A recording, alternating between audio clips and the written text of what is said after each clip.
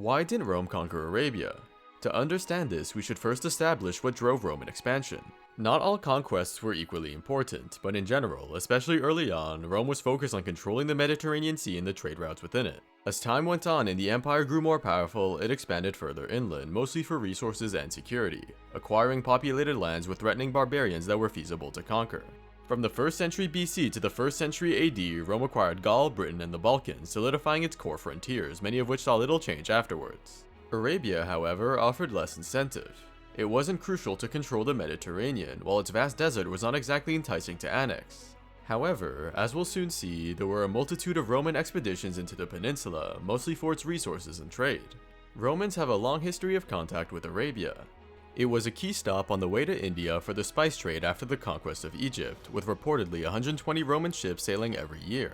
Here, Romans obtained the expensive spices of frankincense and myrrh, which came exclusively from southern Arabian trees. Additionally, Arab merchants of the Kingdom of Saba crossed the desert in caravans along the incense route, trading with the Nabateans, who in turn traded with the Romans. But with trade came conflict. The maritime route to India was often disrupted by piracy, leading Emperor Augustus to intervene.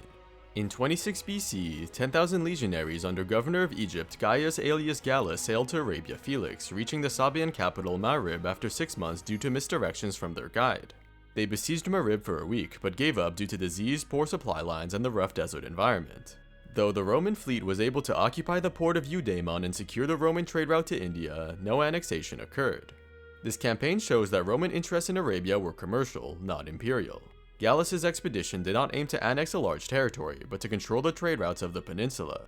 This is supported by the fact that Roman coins were found as far as southern India and Sri Lanka, as well as southern Yemen. But it's not like Rome did not have any imperialist ambitions at all. The Nabatean kingdom of the southern Levant became a client state under Augustus, and after the death of its king in 106 AD, it was conquered. It became the province of Arabia Petraea, with the Romans imposing their culture and building the Via Nova Traiana from Bostra to Aqaba. The province was a key hub for trade, though this declined over time due to sea-based routes. Regardless, Petraea marked the end of Roman expansion in Arabia. It was changed and fortified over the years to defend from Arabian tribes, while the vast desert proved to be a thorn in the side of Roman armies, as shown by Gallus's 26 BC invasion. Annexing Arabia, likely a long and harsh process, wouldn't bring anything to the empire it didn't already have. Rome controlled the Mediterranean and the trade routes to India, while any resources exclusive to Arabia could be purchased.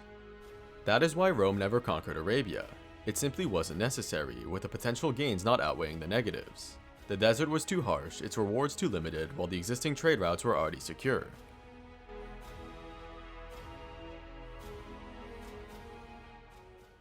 Thank you for watching. If you want to support the channel, like and subscribe, or even become a member to receive benefits like custom emotes and shoutouts at the end of my videos. I appreciate all of your help.